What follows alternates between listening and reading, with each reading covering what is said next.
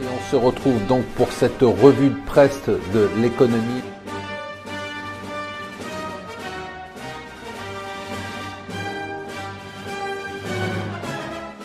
Bonjour et bienvenue sur Mon Financier pour la revue de presse de l'Écho. Nous sommes le mercredi 20 décembre. Franchement, c'est des bonnes nouvelles qui continuent à s'accumuler pour la France. Donc la croissance française, là on serait à 2%, l'INSEE a révisé à 1,9%, on y est presque, et considère qu'on va avoir la même chose, ou probablement peut-être mieux en 2018. C'est quand même un sacré retournement de situation, petit clin d'œil.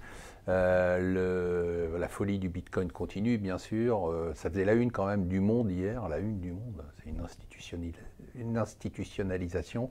Et le Figaro nous dit qu'il y a un site sur le Bitcoin et une plateforme qui propose des cartes cadeaux pour Noël en Bitcoin. Donc voilà, si vous voulez offrir un Bitcoin à quelqu'un, enfin pas un, parce que ça va être un peu cher, c'est 20 000 dollars.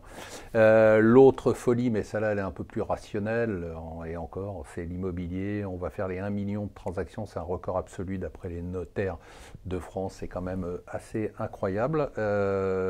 Et donc, on va avoir, et avec tout ça, on a une hausse, bien sûr, des prix de l'ancien de plus de 5% sur l'année. 2017 va être un excellent cru, 2018 aussi probablement pour l'immobilier. La dette mondiale a des niveaux records, j'en parlerai plus largement demain parce que c'est un événement très important. Alors heureusement tout ça se fait dans un contexte de taux d'intérêt qui sont bas, mais quand même à suivre de très près.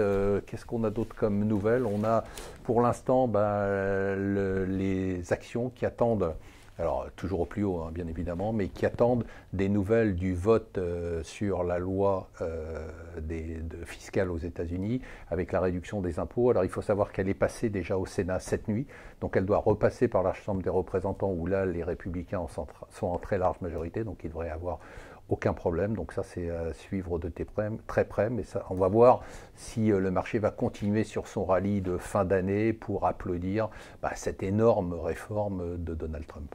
Voilà, je vous souhaite une excellente journée.